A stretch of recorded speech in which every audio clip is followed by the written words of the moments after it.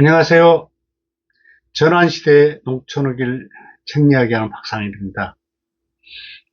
그동안에는 이 농촌자치분권이 걸린 병의 증상과 원인을 캐는 쪽에서 방송을 했고요. 오늘부터는 농촌자치분권 병을 어떻게 치유할지 처방책을 이야기할까 합니다.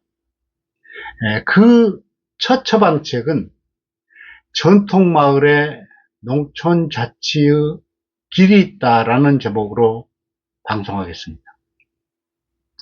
여러분, 옹고지신이라는 사자성어 잘 아시죠? 옛 것을 익혀 새 것을 알아야 남을 가르칠 자격이 있다라는 공자님의 말씀에서 나온 것입니다. 그런데 오늘날 마을 만들기와 주민자치에 대한 강사가 꽤 많은 걸로 알고 있는데요. 그분들은 한결같이 일본 마을 만들기와 유럽 마을 만들기를 열쇠말로 들고 있습니다. 근데 그분들이 우리나라 전통 마을의 자치 역사를 고민하고 뜯어보고 그걸 높이 산다는 말을 저는 한 번도 들어본 적이 없습니다. 그런 의미에서 오늘 방송은 수천 년 이어온 우리의 마을자치 DNA를 찾는 일이고, 전통 마을자치 역사를 통해서 미래 농촌자치의 실마리를 찾는 일입니다. 지금 전국의 자연마을 수는 37,500개나 됩니다. 하지만은 이 마을 중에서 마을다움을 유지하고 있는 마을은 극히 드뭅니다. 박정희 정권에 의해서 전통마을이 행정조직에 편입되면서 사실상 전통마을이 해체되었잖아요.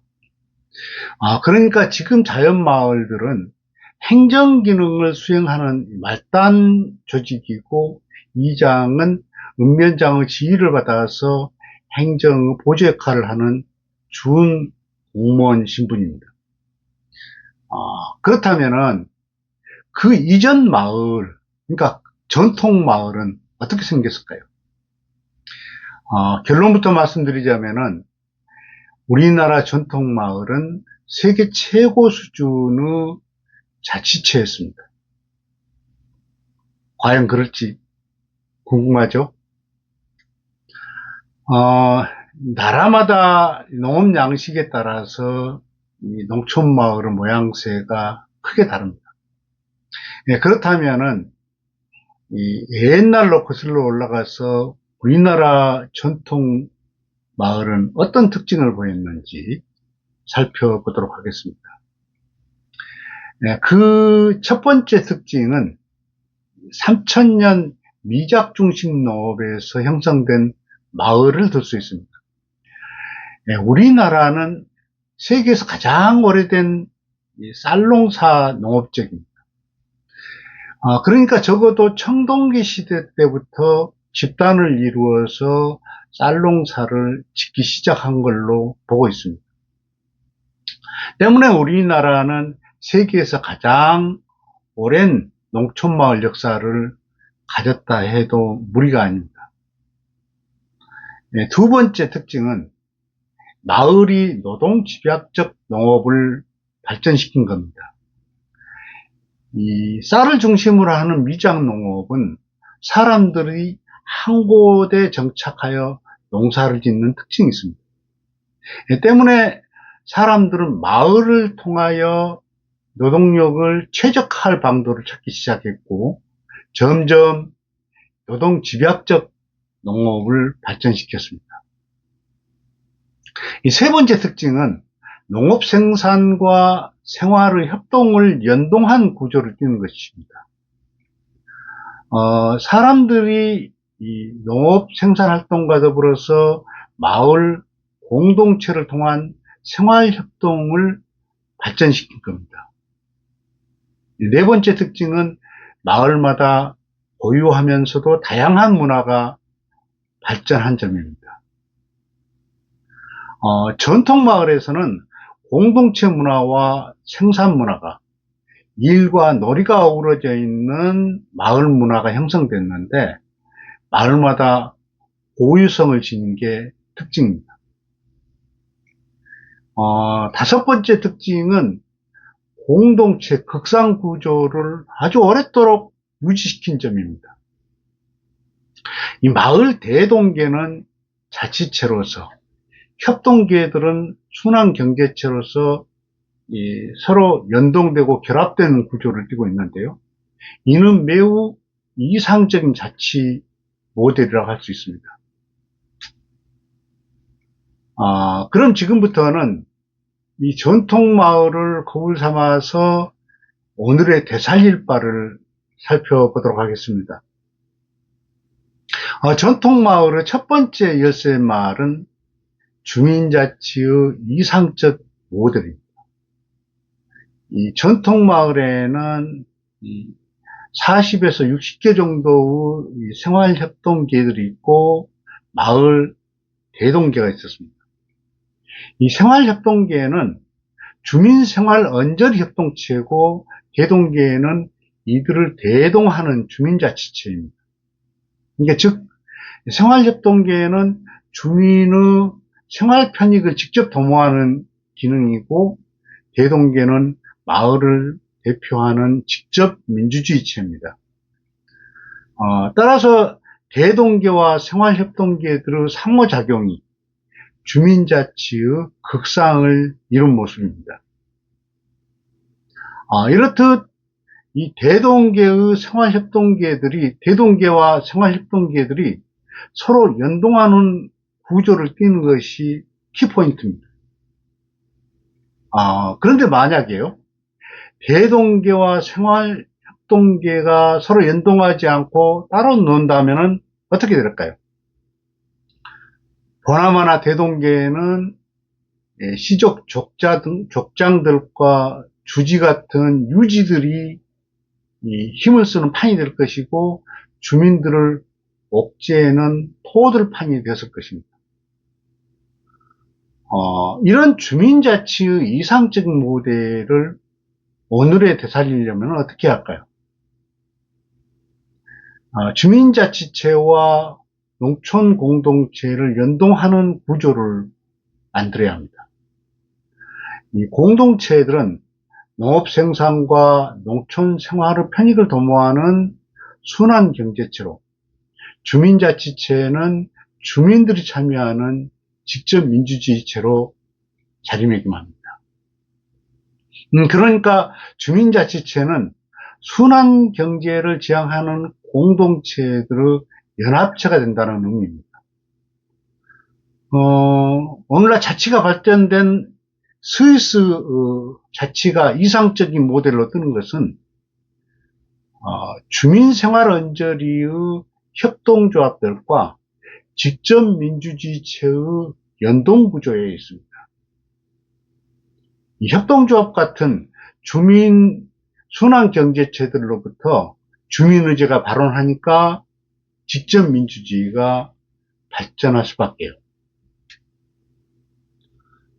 두 번째 전통마을 열쇠말은 삶의 질 중심 순환경제를 들 수 있습니다. 전통마을은 개의 집합체였습니다. 아까도 말씀드렸다시피 한 마을에 40에서 60개 정도의 협동계들이 있는데 한 집당 15개 내외의 협동계에 가입되어 있었습니다. 주민들은 협동계를 통해서 농사짓고 생활을 영위했습니다. 주민들은 연중 100일 이상을 협동계 활동에 썼으니까 계가 생활을 한 방편이 된 것입니다. 계는 크게 마을 단위 공동 노동 조직인 두레와 농업 생산과 생활 편익을 위한 협동계로 구분됩니다. 두레는 모내기, 추수 등 큰 공동 노동이 있는가 하면은 길쌈, 초가지붕 보수 등을 위한 소단위 공동 노동이 있었지요. 협동계는요, 생산, 구매 협동을 위한 농계, 보계, 농구계 등이, 복리와 상호부조를 위한 혼상계, 홍구계 등이 있었습니다. 자녀 교육을 위한 서당계, 학계가 있었고, 제사를 위한 종계, 문중계 등이 있었습니다. 90년 전 한 조사에 따르면요, 이 농촌계가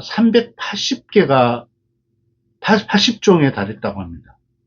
그러니까 이 농촌협동계가 얼마나 주민생활 깊이 뿌리 내렸는지 짐작케 합니다.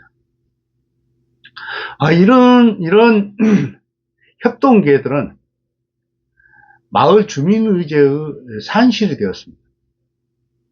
협동계 활동을 통해서 도출된 의제가 마을 공론장의 중심 의제가 되었기에 마을이 유지의제나 시족의제에 휘둘리지 않았던 것입니다.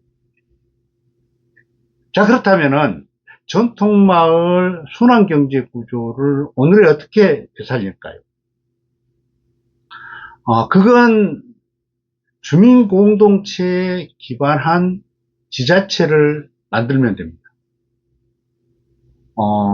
농촌의 장목방이라든지 로컬푸드 등 생활공동체부터 사회적 경제, 지역화폐 등 순환경제 공동체와 공동체 돌봄, 사회적 농업 등 복지공동체와 문화, 교육, 에너지 공동체 등을 지자체의 바탕에 까는 겁니다. 다만 자연마을을 주민공동체로 삼는 것은 신중할 필요가 있습니다.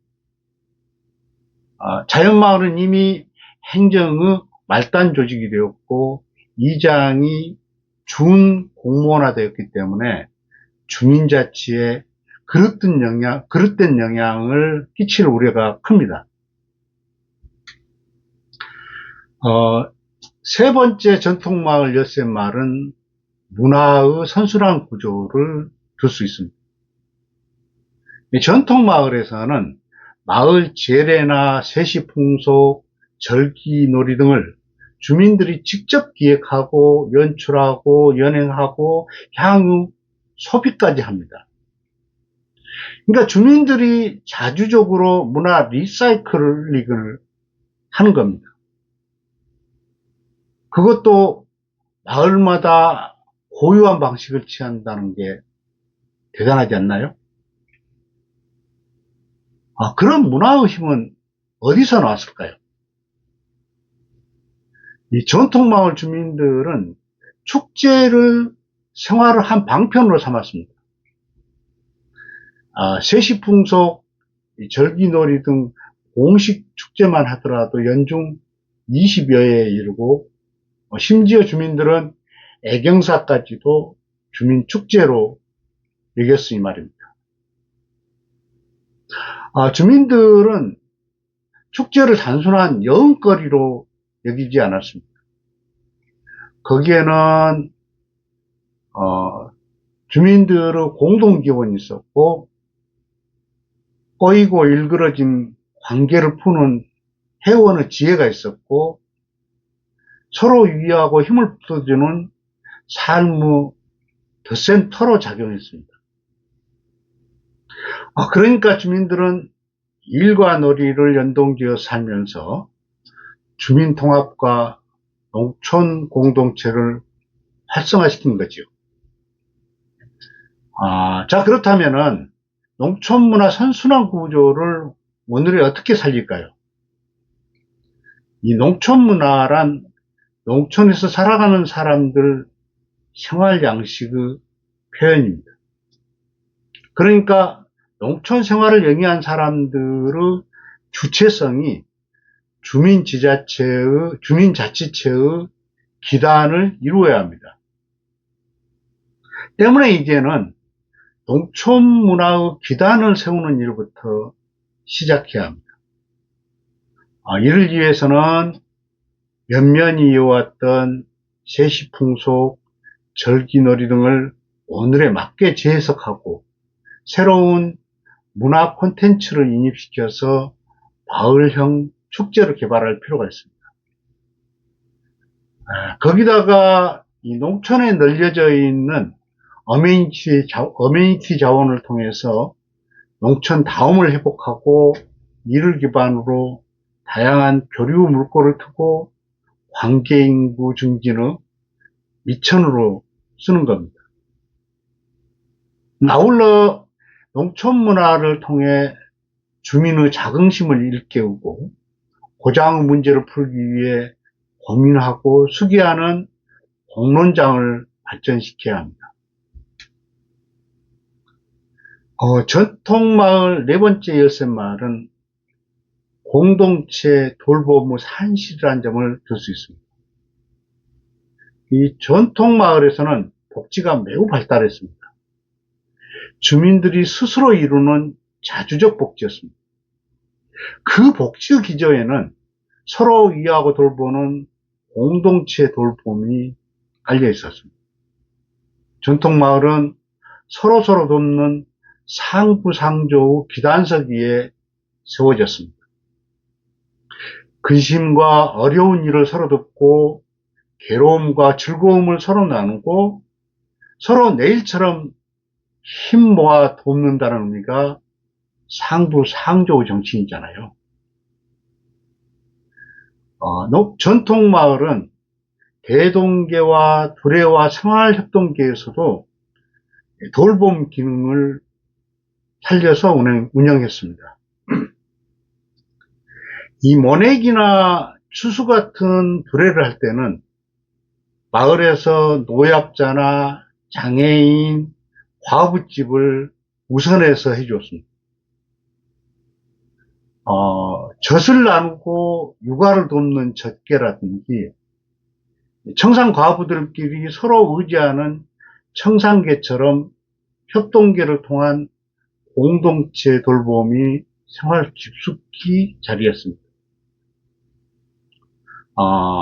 하지만 협동계는 속성상 처지가 비슷한 사람끼리끼리 구성하기 때문에 자칫 상대적 약자들이 소외당할 수가 있습니다.